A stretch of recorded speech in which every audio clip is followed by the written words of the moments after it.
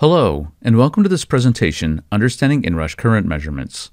In this presentation, we'll provide a short technical explanation of inrush current and how inrush current is measured. Let's start by comparing current consumption in both ideal and real-world devices.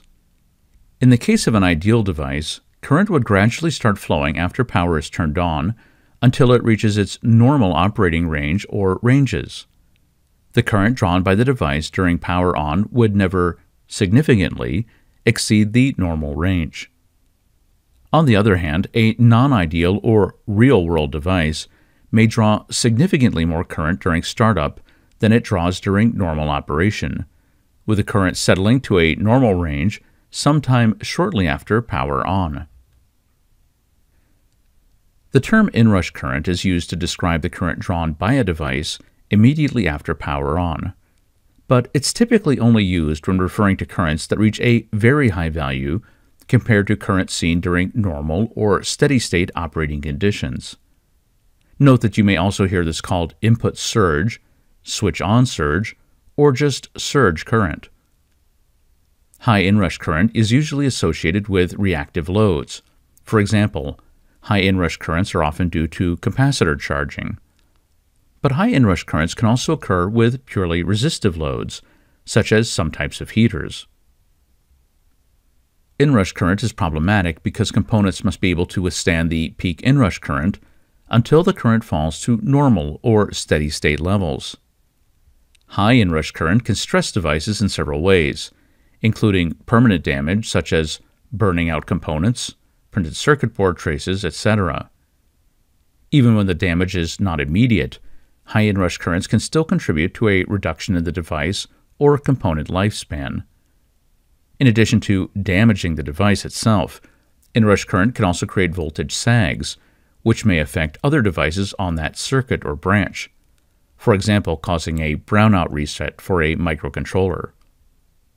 Because high inrush current makes it difficult to appropriately or efficiently choose or size components, it clearly is something that we would like to avoid.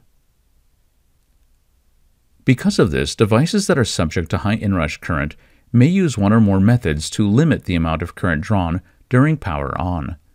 This helps to reduce the need to oversize or over-engineer the device or circuit to withstand the expected inrush currents. Although there are many ways of implementing inrush current protection, they can generally be grouped into two main categories: passive inrush current protection and active inrush current protection. Let's take a look at each type in a bit more detail. Passive inrush current protection usually involves placing a resistive device in series with the load. Most often, this is an NTC, or negative temperature coefficient thermistor. This device has a high resistance when cold or at room temperature, so it presents a high impedance when the device is first turned on, and thus limits the inrush current. However, its resistance decreases as it becomes hotter or reaches operating temperature, and ideally, the thermistor will allow current to flow without large power losses during steady-state operation. In some implementations, efficiency is improved by adding a relay to completely bypass the thermistor after the inrush current event is finished. Although this approach is relatively simple and inexpensive, it does have a few disadvantages. First, it may not work well for larger currents due to higher levels of heating or power dissipation. And it also doesn't work well when the load or device is switched on and off repeatedly without giving the thermistor time to cool down and return to a high resistance value.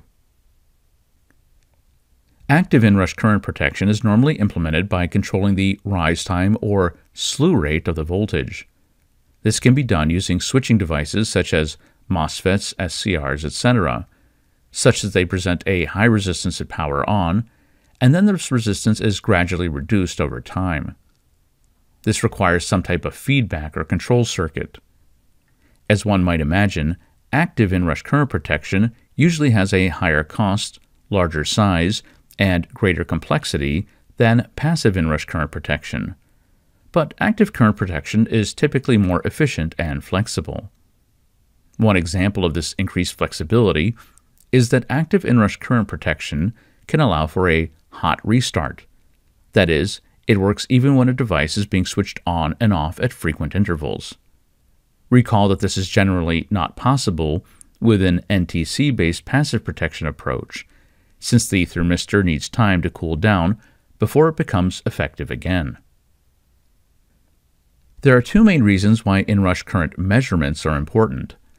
The first is in order to properly size both protection mechanisms, such as fuses and breakers, as well as the actual devices or components themselves. The second is to verify the effectiveness of any inrush current protection methods. It's important to remember that inrush currents often occur for only very short periods of time, and may also have very high peak values. This makes it challenging to measure inrush current accurately, and high-performance instruments are often required for making inrush current measurements. In addition, the measurement configuration, that is the trigger conditions, durations, expected max amplitude, etc., may need to be changed and then the test rerun after the initial measurement, since these values are often not known a priori or in advance. Inrush current measurements also should be made multiple times, because the phase of the voltage at the time of power on can have a significant impact on the inrush current measurement.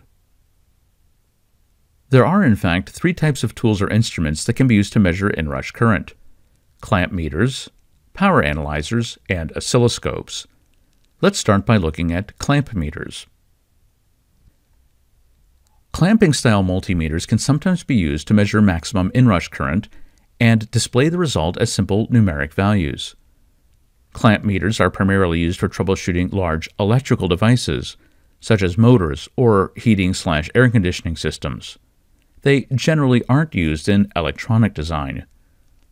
To measure inrush current with a clamp meter, the jaws of the meter are clamped around the current-carrying conductor, and the meter is then armed by pressing or selecting the inrush measurement function. The measurement is started or triggered when an inrush current is seen, and a large number of samples are taken of the current over a short period of time, normally hundreds of measurements over a period of several hundred milliseconds. The largest recorded sample value is then displayed. Note that measuring inrush current with a clamp meter requires that meter to have a special inrush current measurement mode. This is normally only available on higher-end or more expensive clamping multimeters. The standard min-max or max-hold feature of a multimeter is usually too slow to make accurate inrush current measurements. Power analyzers are special-purpose instruments that enable more accurate and more flexible inrush current measurements. Unlike clamp meters, power analyzers provide highly configurable trigger levels and slopes, and allow triggering on either current or voltage. They measure and store voltage and/or current at very high sample rates and over a configurable time period from milliseconds to seconds.